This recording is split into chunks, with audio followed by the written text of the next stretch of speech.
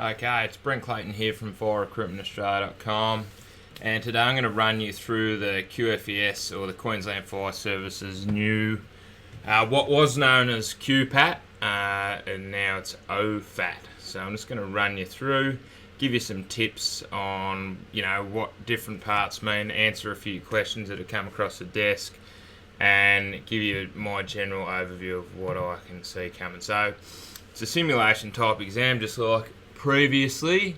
The goal of the OFAT is to test applicants' compatibility to the physical demands of a firefighter. So pass or fail only, so you don't score higher or lower. It's just a simple, you pass or you fail, and then you can move on or you can't. So you get up to 2 attempts now. So this is late 2019, I'm making this video.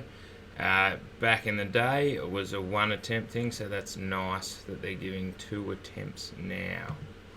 So, other requirements compulsory prior to the exam or the test: medical certificate and certificate of indemnity. So make sure you've just got your T's crossed and your I's dotted as far as that sort of stuff goes. It sort of goes without saying, but it might be a case of the fact that just watching this has reminded you, and makes a difference. So just make sure you follow the instructions. Right, proper attire, comfortable workshop attire, long sleeves, long pants, appropriate shoes, comfortable enough to move yet safe enough to protect the applicant from scrapes and bruises. Look, once again, pretty straightforward, but yeah, protective gear, helmet and gloves. This will be provided during the OFAT and must be worn for the duration of the exercise.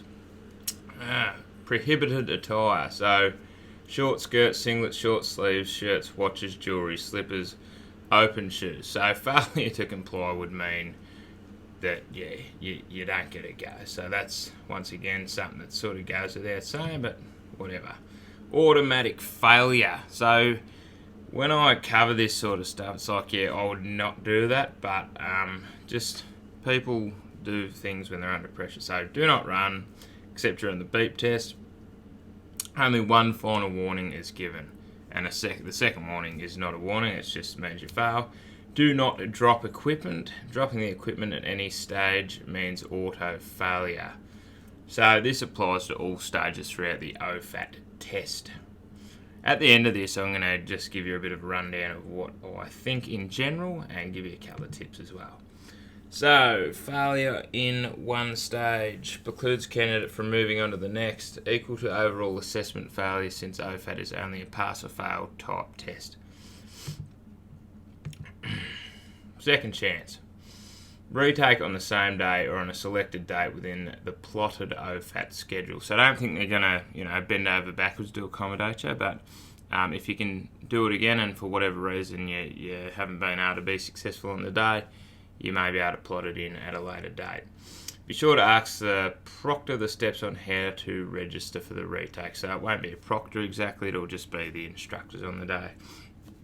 Beep test and the OFAT. So both must be redone, so no exemptions there. At least you're getting a second chance, so that's quite amazing in my opinion. So yeah, beep test, so 8.6, it's 1 whole level below the rest of the country, so that's awesome. Failing this test means not progressing. The goal is to simulate the level of fitness required for a firefighter. So what they're trying to get at here is the VO2 max. So even if they didn't have a beep test, you want to be at least 8.6. If I was going for this, I'd want to make sure I was sitting around 10 in case, I was sick on the day or had a little injury or whatever, because they're not going to care too much. Claustrophobia test, so blacked out goggles and isolated room. Stay on the ground unless instructed otherwise. Little tip here is if you get a little bit freaked out, just breathe deeply and concentrate on the task at hand. So OFAT Part 2, 20 kilometre weighted vest and gloves must be worn until Station 6, Part 1 of the extension ladder. Station 1, low-level high-rise stair climb. Stair climbing machine, 20 kilometre weighted vest and your 2 6 kilogram weighted shoulder straps. Pretty straightforward. 3 minutes at a rate of 60 steps per minute, aimed at simulating a firefighter in full personal protective clothing. So that's pretty, low, but that's what it is for the test. So just make sure that you can do that, and it should be a walk in the park. Station 2, equipment haul. So 10 metre scaffold instead of, used to be something different. Anyway, with a metre handrail, 15 kilometre weights, GP line, so general purpose line and a harness, hauling up a 15 kilo weight before lowering it back down to the ground, aimed at simulating a firefighter in full PPE climbing to the roof, top of a low-level building and hauling a piece of equipment aloft. So what you need to make sure you do with this one is don't drop it, follow the instructions. If it's hand over hand, make sure you do that and control it the whole time. So a lot of people muck that up. It's a simple one, but still gets mucked up a lot. Station 3, flaked hose drag. So 2x64 Duraline hose and couplings and an AWG branch. So grasping a hose line in the nozzle and dragging the dry hose to a set area, aimed at simulating a firefighter in full PPE taking a hose line and nozzle from the fire appliance to a fire before water is turned on. That is super simple and super easy. So 64 is the bigger hose. There's no water in it, so if you can't do that, you've got bigger problems. Station 4, forcible entry. So 4.5 kilogram machine sledgehammer. So strike a set target area on a preset force plate until the force plate has been hammered all the way in. Aim to test the strength and accuracy. So this was in the old one as well. They may have changed the kilogram weight, but if anything, it'll be easier. Okay, Station 5, life rescue or, casualty rescue. 85 kilo mannequin equipped with a harness that has integrated shoulder and chest handles, unlike a human body. So dragging an 85 kilogram mannequin aimed at simulating a firefighter having to remove a victim or fellow firefighter from a point of danger to safety. Now, 85 kilos is heavy. So if you've never picked up 85 kilos, I suggest you have a crack at it beforehand, because if you can't do it, you're going to want plenty of time to increase your ability to do so.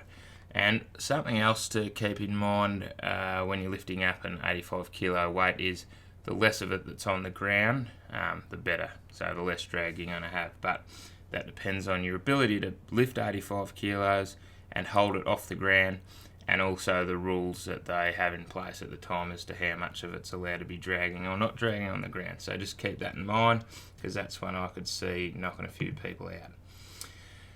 Okay, Station 6, ladder raise, extend, house and lower and climb. So I think this has been changed slightly. So fixed pivot 8.8 metre fiberglass extension ladder, fully extended 8.8 metres, and it's secured to the scaffold.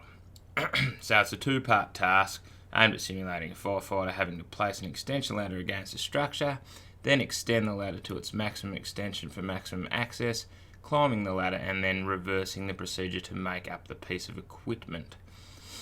Right, so pretty much this one's going to be about your ability to be, nearly 9-10 metres in the air.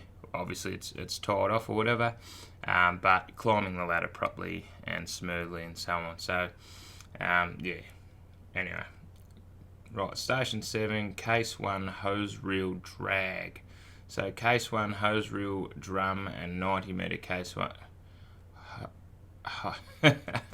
hose hold. So grasping the nozzle and up to 2 metres of, it'll be Class 1 hose, and walking out the hose line to a set distance of 60 metres, aimed at simulating a firefighter arriving at an incident where the truck is positioned some distance from the fire. Cool, so that can be quite difficult.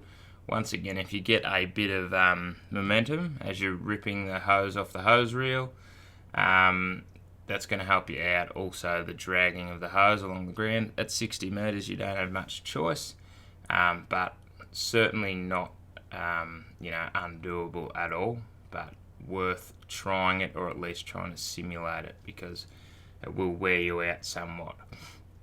So that's Class 1 hose reel drag. Alright, Station 8, road crash rescue cutter hold. This one catches a lot of people out because it involves developing strengths and sort of core strengths at different levels for an extended period of time. So there's the Helmetro equipment that weighs 19 kilos, and you've got to hold the cutters at 3 predetermined positions for 20 seconds at each position, aimed at simulating a firefighter having to use hydraulic rescue tools to free a trapped person from a road traffic crash. Right, so that finishes off the QFES new OFAT test. Hopefully you've found some of those tips and stuff helpful on the way through. If you need a hand with anything including this, whether it be the aptitude testing, they're using Pearson with a proctor at the moment, or any of the psych stuff or interview, make sure you yell out and let me know, and I'll point you in the right direction. And good luck with the OFAT. My name's Brent Clayton. This is FireRecruitmentAustralia.com. Thanks for tuning in, and I'll see you next time.